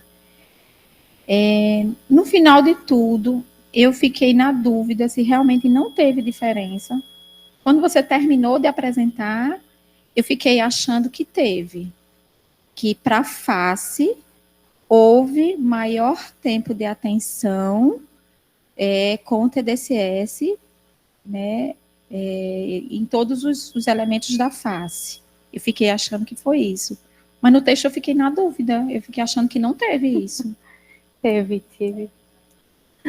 Eu também fiquei até feliz. Eu disse, ela conseguiu ver a diferença, né? A gente também. Na verdade, a principal dificuldade nossa em trazer os resultados foi a análise dos resultados, principalmente porque ficou tudo muito apertado. Então, a gente teve o carnaval no meio do caminho. Eu até avisei para vocês quando eu convidei que ia mandar em cima da hora a apresentação, porque eu já contava com essa dificuldade no cronograma. Então, a gente conseguiu analisar com mais calma depois que a gente enviou a apresentação, o trabalho para vocês. A gente estava 2, 3 dias antes, ainda estava coletando, ainda estava analisando. Então, ficou meio corrido esse finalzinho. Por isso que talvez a apresentação tivesse ficado mais clara, justamente porque a gente teve mais tempo de entender aqui esses resultados. Então, a gente colocou na dissertação os resultados realmente super preliminares, o que a gente enxergou ali no momento, mas olhando com mais calma, deu para esmiuçar um pouco mais e entender aí esses resultados. Então, só você completar, né? Aí vai ficar melhor. Aí, quando eu estava lendo, aí você falou ali, na página 30 lá, falou um pouco antes também, mas eu marquei aqui na 30, no último parágrafo aí, os resultados do tempo de observação foram os 3 paradigmas e tal. E aí você colocou assim, principalmente pelo número de participantes e pelo desbalanceamento de participantes em cada grupo. Você também falou isso aqui. Mas quando você falou desbalanceamento, sem esclarecer o que era o balanceamento, eu fiquei pensando assim, será que é porque então ela teve tantas meninas e tantos meninos? Isso foi um desbalanceamento? Não, então será que é pelo que ela teve de nível 2 e nível 3? Então, eu fiquei sem saber o que era o desbalanceamento. E eu estava achando que era da clínica e do perfil do sujeito. Na sua apresentação, eu já entendi que não. O desbalanceamento era porque tinha um tipo de estimulação transcraniana, tinham números diferentes, não era quantitativo diferente. Eu acho que foi um pouco de tudo. De tudo, né? Então, eu acho que era bom deixar claro, né? Para a gente não ficar assim, se interrogando aqui. Porque, como a gente sabe que o espectro do autismo ele é um espectro, o desbalanceamento existe realmente entre os grupos, principalmente se for um grupo com N pequeno, né? Então, é bom você colocar qual foi a sua sugestão de que os resultados não foram tão do jeito como se esperava, por conta desse grupo que não era uniforme, né, ou pelo desbalanceamento do método aplicado, né? Acho que se deixar claro, fica melhor no texto. A heterogeneidade do grupo, né, que a gente se colocou para diminuir a heterogeneidade do grupo, consideramos a idade, o nível de suporte, aí você já colocou aqui. Então, eu fiquei assim, sem saber se eram todos os parâmetros que você estava considerando ou não. Esse outro aqui. E aí, você colocou que, além do protocolo, né, existem alguns estudos com a junção de execução de tarefas cognitivas, que foi a sua sugestão, de você colocar tarefas cognitivas. E aí, isso me gerou uma preocupação. É lógico, o trabalho já foi executado, mas talvez você tenha um dado sobre isso, que atividades essas crianças estavam fazendo, sabe? É lógico que isso ficou aleatório, elas estavam fazendo quaisquer atividades. Mas será que algumas crianças estavam fazendo mais atividade cognitiva do que outras? E será que isso não colabora para um desbalanceamento maior dos sujeitos também? Então, se você tivesse esses dados, né, talvez fosse interessante descrever um pouquinho. As atividades eram aleatórias, mas verificamos que eram mais atividades lúdicas, ou estavam em sessões sei lá, de terapia ocupacional, que era atividade sensório-motora, ou eram em momentos, algumas estavam em momentos de atividade cognitiva, de comunicação, ou atividades que exigiam mais atenção visual. Porque se o seu estudo era de atenção visual, né, teve até algum momento aqui que você falou em atenção compartilhada. De repente, Samantha até, não sei se vai comentar alguma coisa da atenção compartilhada. A atenção compartilhada é diferente da atenção que você tem quando você utiliza o eye tracking para o rastreamento. Então, de acordo com a atividade cognitiva que essa criança está fazendo, na hora da estimulação transcraniana, ela pode modificar ou não o rastreamento do olhar, ou pode modificar ou não essa função. Ou se você pode colocar que foi aleatório mesmo a atividade, né? Mas aí a gente tem que ter cuidado quando vai sugerir a atividade, a execução de atividade cognitiva, que pode, né, ter um questionamento sobre isso. E aí tem também, na sua discussão, tem a melhora da atenção social, que é a melhora do eye tracking, que é o que você já tinha sugerido mesmo. Né? E aí, quando foi lá no finalzinho, aí eu já estou finalizando meus comentários. Lá na discussão, vou ver aqui qual é a página aqui. 35, você começou a discussão da dissertação. Aí eu fiquei bem atrapalhada, porque foi nesse momento que você colocou que era um estudo mais amplo. E aí você colocou até que essas crianças tinham feito eletro prévio, aí você retomou uma metodologia, que aí se você vai comentar isso, eu acho que isso teria que ter colocado lá na metodologia inicial. A discussão você pode até retomar, mas tem que vir antes, para eu não ser pega de surpresa. E aí tem os blocos de vídeos, aí cada vídeo, aí você começou a falar de novo de uma nova metodologia, aí eu pensei assim, ela está fazendo outra pesquisa, é outro trabalho. E aí você colocou a foto da atenção, a atenção compartilhada. Sim.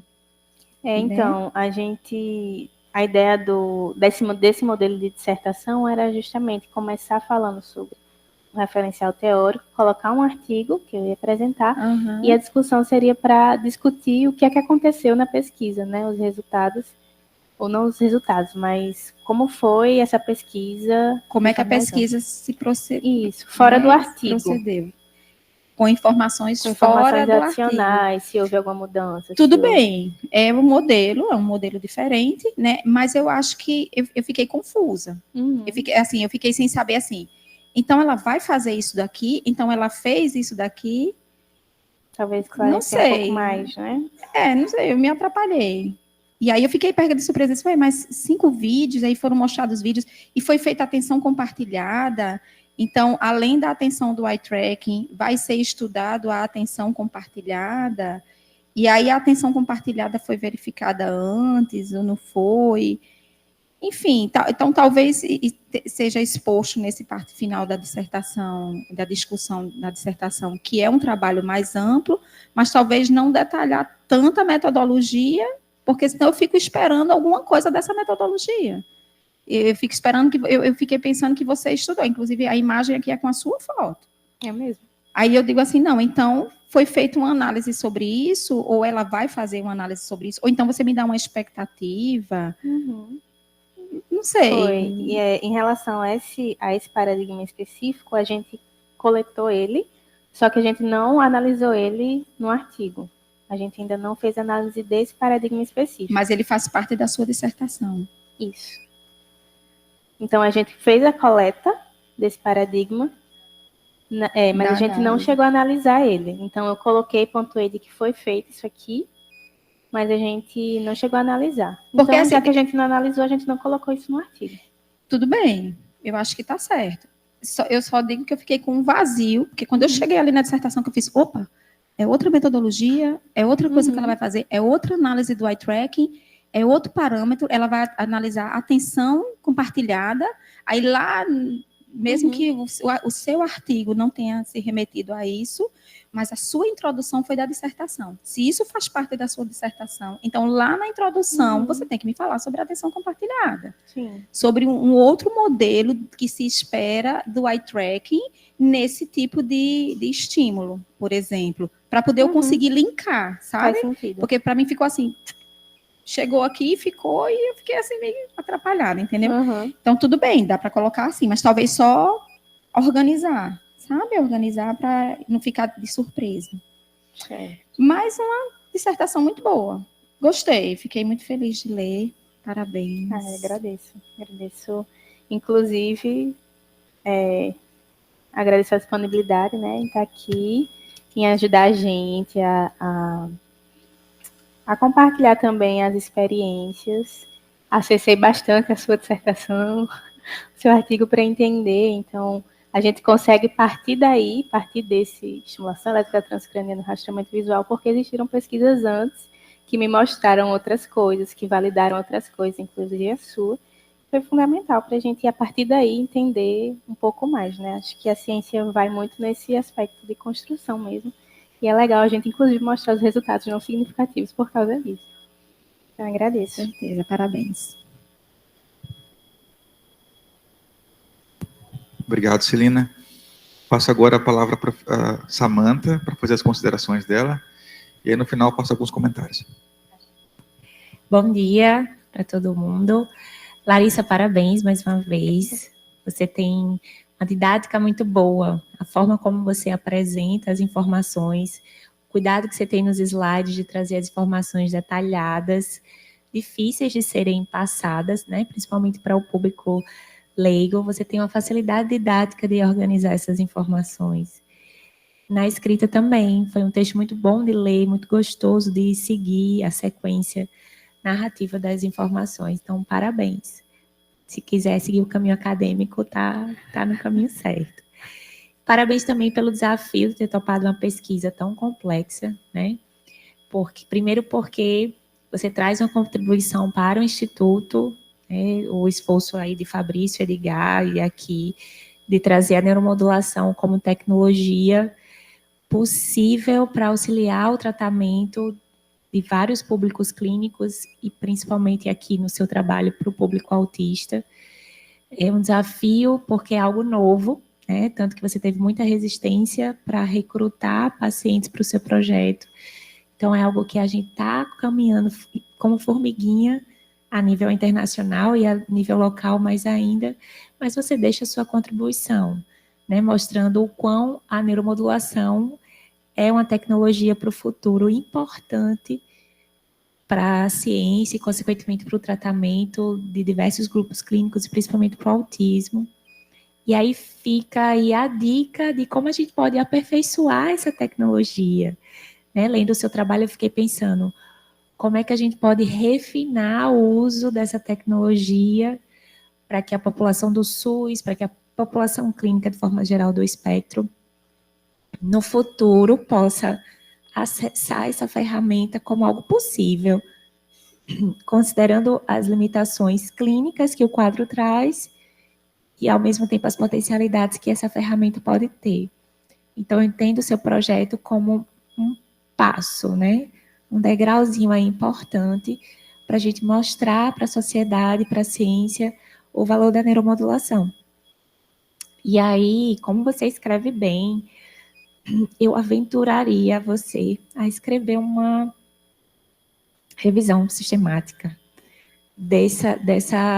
de como a neuromodulação, por exemplo, pode estar contribuindo aí para o desenvolvimento do espectro do autismo, pegando o gancho do seu trabalho na parte de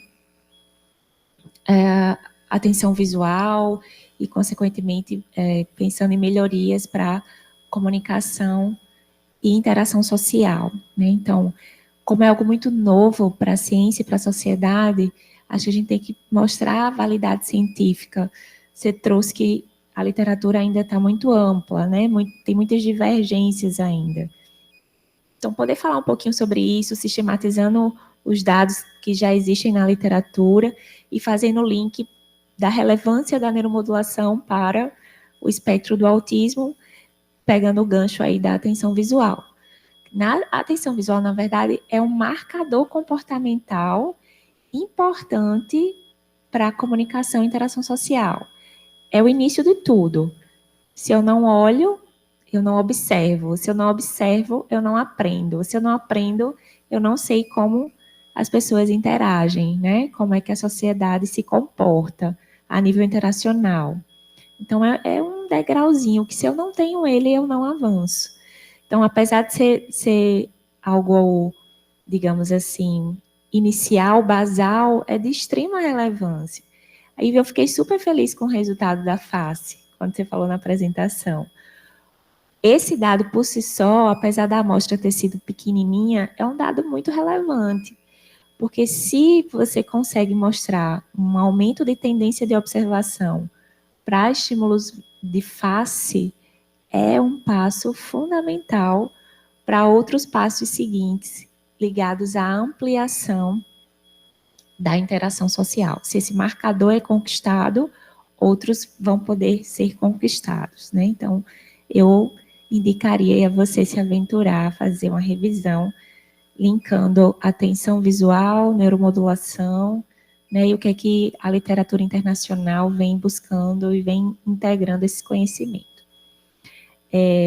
A parte da estrutural do projeto, talvez fique até uma sugestão para o programa, porque, de fato, quando a gente lê, fica um pouco confusa a estrutura total do texto. Então, talvez começar dizendo que a estrutura narrativa segue orientações do programa, que divide por tais e tais sessões, porque se tem essa explicação logo no início, o leitor fica ciente de que é uma estrutura do programa e a gente não é pego de surpresa, com informações que a gente fica, poxa, parece que, peraí, isso aqui foi analisado, não foi analisado, isso faz parte, não faz parte, né? Então, acho que vale a pena pensar numa estrutura inicial para ficar claro para o leitor que vier ler qualquer trabalho aqui do programa. Em relação à parte metodológica em si, né, eu fiquei feliz e ao mesmo tempo triste quando eu vi o N, que você conseguiu analisar, né, 9 crianças só, e aí eu entendi o desafio que é factível, de fato, para qualquer pesquisa do espectro, né, de fato, trabalhar com população clínica não é fácil, trabalhar com qualquer população clínica não é fácil porque envolvem muitas variáveis e o espectro é ainda mais desafiador porque você está diante de uma população que primeiro tem dificuldade de engajar, né, de entender o propósito, a intencionalidade daquela ação e engajar nesse processo, e também por questões sensoriais, né, muitos não aderiram pela dificuldade mesmo sensorial de aceitar a neuromodulação, de ficar sentado olhando o eye tracking.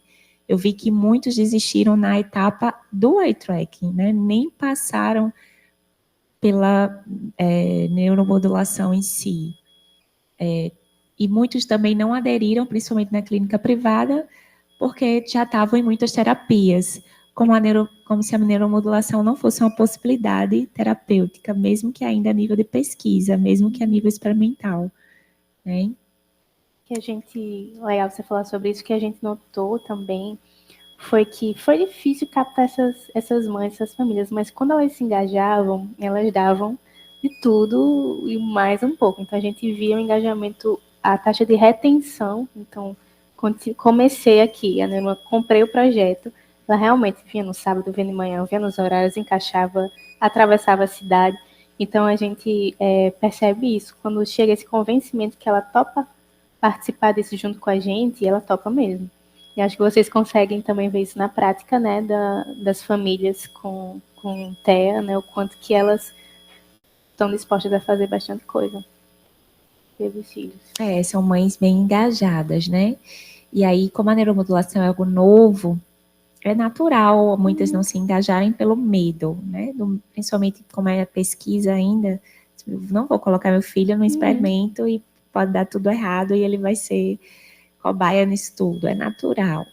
Por isso que eu reforço a importância de vender o peixe a nível científico, mostrar a ferramenta com evidência científica para começar a ser usada a nível de pesquisa e, de fato, essas pesquisas ganharem força até a gente conseguir ter uma comprovação do uso mesmo a nível clínico, né? E aí, as mães que aceitaram, as famílias que aceitaram, você vê que teve crianças que não se engajaram, né? Então, talvez pensando, não para o seu projeto, mas para projetos futuros, a importância de adaptações ou até critérios de exclusão que envolvam, por exemplo, crianças que tenham falhas no processamento sensorial.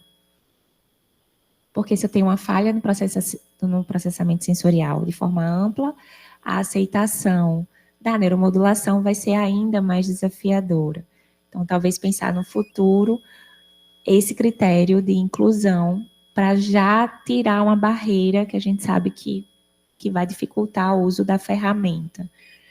E uma outra sugestão também é o eye tracking, tanto a nível clínico como a nível metodológico. Assim como Celina pontuou, eu senti falta de uma justificativa metodológica do motivo pelo qual cada imagem foi escolhida. Eu fiquei me questionando, foi pautado em uma revisão de literatura prévia? O critério de escolha de cada imagem, inclusive com diferenças de contraste de cores e pessoas nas imagens, teve algum critério de literatura? Por quê? Porque eu fiquei me questionando como leiga no eye tracking. A lei do contraste da cena social para o objeto que gira. A cena social tem muitas cores, tem muitos estímulos. O objeto que gira é preto e branco, né? Então, será que por si só isso não gerou um interesse maior pelo estímulo social? Não pelo social, mas pelos estímulos visuais que ali estavam agregados. Né? Hoje a gente sabe que a gente tem desenhos com muito contraste, com muita cor, com muita dinamicidade, e desenhos mais baixos, digamos assim, em termos de contraste de cor e intensidade mesmo de apresentação visual. Então, será que isso traz um impacto na observação visual, na atenção visual que a pessoa ali vai ter? Então, são detalhes que talvez trazendo uma justificativa, digamos, metodológica para as escolhas das imagens também façam diferença. E também fiquei pensando se as imagens tivessem alguma interação com o paciente ali, né? Será que não facilitaria o engajamento do paciente nesse processo do eye tracking?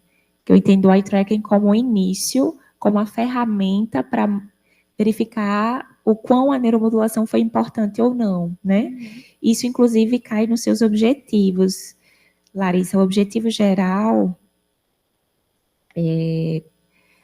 eu daria ênfase à neuromodulação, porque eu entendo o eye tracking como uma etapa metodológica, né? Como um procedimento usado, uma ferramenta usada para mensurar o quão a intervenção por neuromodulação gerou pontos positivos ou não. Então, eu daria ênfase aqui no objetivo à neuromodulação. Certo? Ok.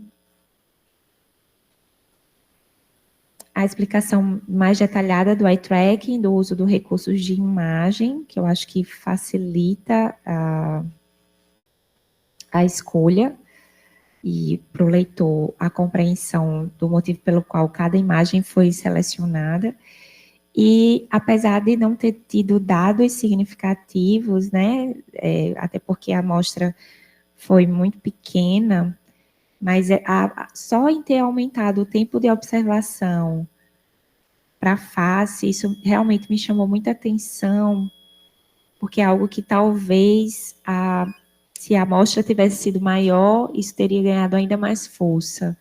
E a literatura já traz a importância da percepção de face, né, como marcador comportamental importante para ganhos na interação e comunicação social.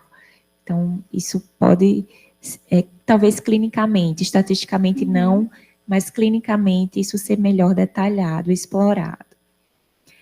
Também entendi que na metodologia a escolha não teve detrimento de intervenções, né? Mas eu fiquei me questionando dessa variável. Até que ponto a variável intervenção, quantidade e intensidade da intervenção que essas crianças estão fazendo, também influenciam no resultado. Eu sei que é muito difícil isolar variáveis, né? Para dizer assim, até que ponto a melhora no eye tracking pós foi resultado da neuromodulação. Mas esse ponto que Celina trouxe, eu também fiquei me questionando a nível clínico. Se você faz o eye tracking e logo em seguida faz a neuromodulação nessa intensidade e depois refaz o eye tracking, a gente não vai ter como saber se foi o efeito do eye tracking e se esse efeito é transitório ou não.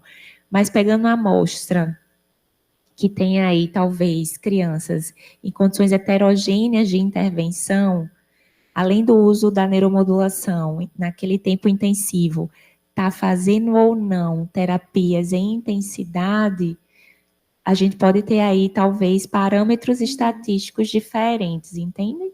Sim, faz bastante sentido. Inclusive, era algo que a gente conseguia observar enquanto fazia a neuromodulação, né? Então, existiam crianças que estavam mais aptas até a estar com a gente ali naquele momento. E crianças que não estavam, crianças que já estavam acostumadas com terapia, com aquele período de tempo, com terapeutas diferentes, entrando, saindo, com atividades lúdicas de alguma forma, e crianças que você percebia que por não ter acesso, não apenas isso, né, tem a condição do espectro em si, mas que tinham mais dificuldade em ficar durante muito tempo numa sala, por exemplo, ou dificuldade de interagir mais com a gente, e a gente conseguia perceber isso, por exemplo, aqui no Anita e lá na CMAres. Talvez seja uma variável bem importante. Eu fiquei pensando nessa variável. E aí, talvez, clinicamente, explorar isso, até porque, pensando em publicação, vai ser algo que pode ser questionado. O tempo, o intervalo de aplicação entre o pré e pós eye tracking para a estimulação da neuromodulação e as intervenções paralelas que a criança está fazendo ou não, né? Não vai ter como ter nenhuma criança sem intervenção. A gente não pode fazer isso, mas vai que no curto intervalo de tempo, aquela criança que não está em intervenção ou está com pouca intervenção, tem ganhos proporcionais e iguais àquela criança que está com intervenção muita, né? E que tipo de intervenção? É uma intervenção mais sensório-motora, como a integração sensorial, a fisioterapia, ou é uma intervenção de cunho que pega funções cognitivas mais complexas, como a fonoaudiologia, como a psicologia. Então, isso também pode dar diferença, já que tem intervenções que vão ativar funções mais básicas e outras complexas. Pode ter um peso nisso, certo?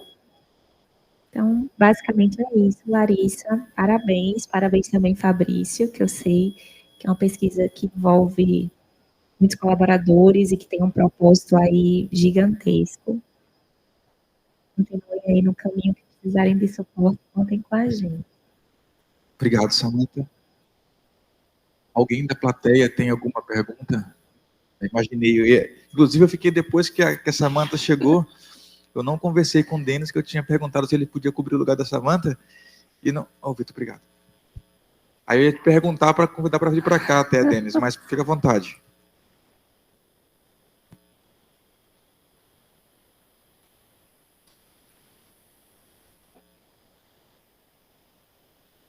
Olá. Oi. Parabéns aí, Larissa. A Edgar e ao Fabrício, não? Me pareceu um bom trabalho mesmo. Fiquei feliz de ver, ou seja, uma aplicação real. Certo? Eu te vou mandar aqui via e-mail para você e Fabrício. Eu fiz, só te vou ler rapidinho para você depois meditar umas 10 questões aqui. Por exemplo, seria interessante analisar dentro do projeto, certo, o efeito adverso de aplicação da TSS, não? Ou seja, o que você percebeu quando você aplicou em crianças. Ou seja, se você percebeu algum efeito adverso. Sim, sim. Usabilidade, por exemplo, vai ser importante, porque é uma forma de convencer de científicas e clínicas de que usar. Explicar melhor as causas das desistências do protocolo. Porque usar na avaliação a mesma cena e objetivo no pré e pós. Eu não sei se, por exemplo, apresentou o efeito de colocar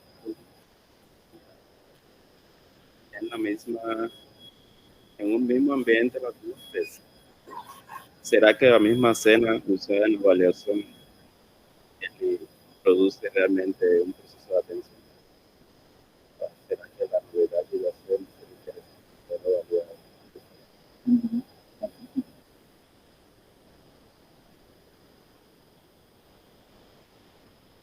Os efeitos adversos que a gente percebeu, em geral, foi bem tolerável. As crianças, elas ficavam, às vezes coçavam uma coisa ou outra. As crianças verbais, elas conseguiam dizer que viam os flashes, né, da neuromodulação, que às vezes acontece quando atravessa o nervo óptico. Mas foi bem tolerável, assim. Algumas crianças com nível de suporte maior e com mais dificuldades sensoriais, elas ficaram muito mais... não aceitaram bem, tanto é que a gente teve uma criança logo no início, que a gente não fez a análise, porque ela realmente queria sempre tirar a faixa, ela não conseguia completar a estimulação. Talvez aquilo que a Samantha falou, né, sobre colocar isso como critério de exclusão a nível sensorial, seja algo interessante, né, pensando nessa perspectiva. Por exemplo, como se correlacionam as avaliações clínicas com o resultado de dual tracking? O sea, seria interessante correlacionar isso aí. O sea, ter uma narrativa dos pais também. O sea, de como eles se estão comportando na casa, na escola. Sim. O sea, tentar ver alguma coisa que te ajude também a entender o objetivo de lo que você está querendo avaliar também com as imagens. Ou seja, os dispositivos de avaliação que você está usando, certo, são portáveis, certo? Então, como sugestão, não? Por exemplo, na recomendação para outros estudos, você poderia tentar explorar essa aplicação domiciliar. Por exemplo, você assistindo via, não sei se dá para fazer isso em criança, mas se treinar os pais para aplicar a TDCS em casa, talvez você consiga reduzir essa porcentagem de desistência. Né? Isso. Não sei se isso é possível. É bem difícil pensar nisso a nível domiciliar, quando a gente fala do TEA. Talvez nível de suporte mais baixo, crianças verbais, talvez a gente fizesse treinamento com os pais. Existem algumas pesquisas que estão usando a neuromodulação a nível domiciliar, mas a população é majoritariamente adultos que conseguem seguir esse passo a passo. Inclusive, está acontecendo uma lá no CER, lá no Anitta, uma fisioterapia, mas passa por esse processo de treinamento mesmo. Acho bem difícil adaptar isso ao TEA, talvez pensando no nível de suporte. Não sei. Uma sugestão interessante. São perguntas assim, não? Como viabilizar, por exemplo, a intervenção nas práticas clínicas. É importante ressaltar suas considerações nessa linha também. E eu gostei muito dessa adaptação das crianças, mas seria interessante avaliar isso na porcentagem de aceitação do que você quis adaptar aí. Ou seja, você fez um processo de adaptação, certo? Certo. Qual foi a porcentagem desse processo? De passar a outra etapa, né? Ou seja, eu não consegui entender isso aí. Uhum. Por exemplo, o grupo Cham, não, ele recebeu a intervenção, mas você ofereceu depois o tratamento de intervenção para esse grupo. É por questões éticas, não? Ou seja, sempre Isso. você somete o Cham, mas depois você vai colocar ele a receber o tratamento, não? Você não falou isso aí. Seria interessante saber se você fez alguma intervenção com ele, se vão fazer depois. Isso. Ele vai fazer depois, ainda está em andamento. Eu fiquei curioso em ver uma comparação com o estado da arte, os resultados de vocês. Seria interessante também discutir isso aí. A outra coisa também é, por exemplo, você estimulou entre a região F3 e C4, certo? Isso. Pronto. Existem outros estudos que usaram essa região com propósitos similares, ou é uma nova proposta de vocês? Seria interessante ver isso aí. E como método estatístico, por exemplo, você está usando 3 métodos, certo? Então você precisa comparar entre a efetividade entre os 3 métodos. Talvez, por exemplo, poderia ajudar aí em essa comparação. Isso. Como a gente não analisou o terceiro grupo, porque só tinha um participante, a gente não usou Friedman, mas se a gente tiver mais participantes nesse grupo, com certeza, para analisar as 3 intervenções. Eu acho que esse tipo de método não tem... O sea, não depende muito desse grupo de participantes. Okay. Mas eu fiquei feliz. Fiquei triste a ver tanta resistência. Uhum. Ajudou muito, não? Mas eu fiquei feliz. Obrigada. Parabéns. Obrigada.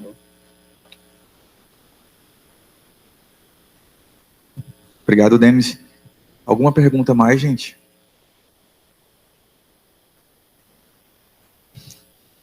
Sem perguntas, eu vou fazer poucos comentários, né? De novo, agradecer aí à banca, ao Denis também, que leu o trabalho, fez comentários.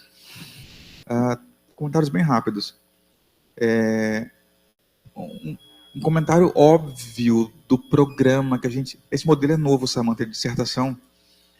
E por que não deixa claro, bem no comecinho, gente, esse trabalho é estruturado, a gente vai seguir esse raciocínio e vai ter um artigo no meio, e quando o artigo terminar, vai ter uma discussão sobre o que não foi discutido no artigo. Facilita tanto a vida do leitor. Ontem eu participei de uma defesa na UFRN, uma quali que tinha 368 páginas de doutorado. E eu falei assim para ele, como era uma quali, o resumo não mostrava resultado. Então, eu não sabia, até assim, eu estava na página 150 e não sabia onde que eu devia focar a informação. Depois de ver a apresentação, podia ter descartado um monte de informação, mas enfim, deixa muito mais claro, vou sugerir para a gente deixar sugestão geral isso. Uma outra dica que a Celina falou, né, coisa tão óbvia, dizer que o trabalho é um trabalho amplo antes, não só na discussão. Ele fala assim, eu estou fazendo só esse recorte, né? Letícia e Carol vão fazer outras 2 partes diferentes. Então, o Denis até falou assim no final, tem a discussão...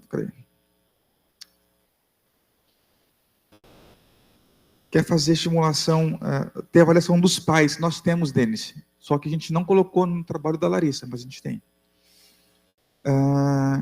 Aí, as 2 levantaram bem o ponto. Diferença estatística. O que está no texto não é igual ao da dissertação.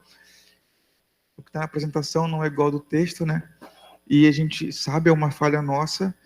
Mas aí, eu acho que a Larissa contou com vocês, né? O último grupo, nós tivemos que fazer um esforço muito grande para conseguir executar antes do carnaval, porque no carnaval a clínica fechava e interrompeu o treinamento, a intervenção. Então, nós pegamos os dados já muito no final. E não houve uma análise estatística profunda como deveria ter. Então, a gente está fazendo isso. A questão é, tem que mudar. Eu falei, tem, mas envia. Envia como está. É melhor a banca receber um texto que não está lindo do que não receber um texto. Inclusive, você mostrou o teu slide 83. O dado que você mostrou é estatístico. A diferença, a Celina observou bem. Sim. Tem diferença nele. Você falou que era tendência. Aqui não é tendência, aqui é significância estatística. Mas, enfim, a gente tem que trabalhar mais no trabalho para deixá-lo melhor ainda.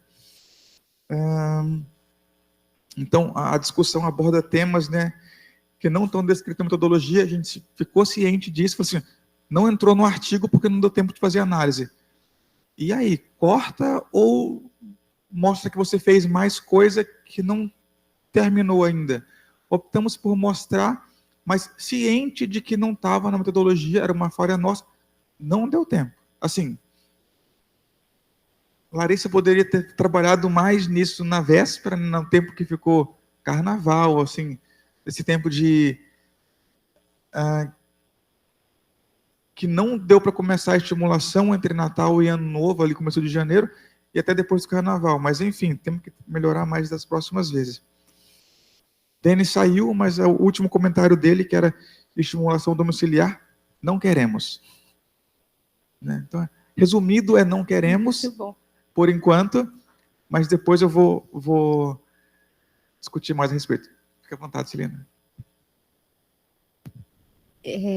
Como Samantha tinha sugerido, de itens de exclusão. Então, uma criança com disfunção sensorial não põe, porque o N vai ser mais significativo, mesmo que vai ter uma falha, o TDCS foi aplicado em crianças sem disfunção sensorial.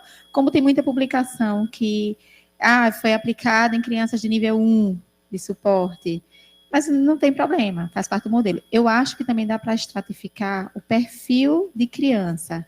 Criança que recebe estimulação domiciliar, eu acho que é viável fazer domiciliar, sabe por quê? Porque tem criança que faz terapia domiciliar.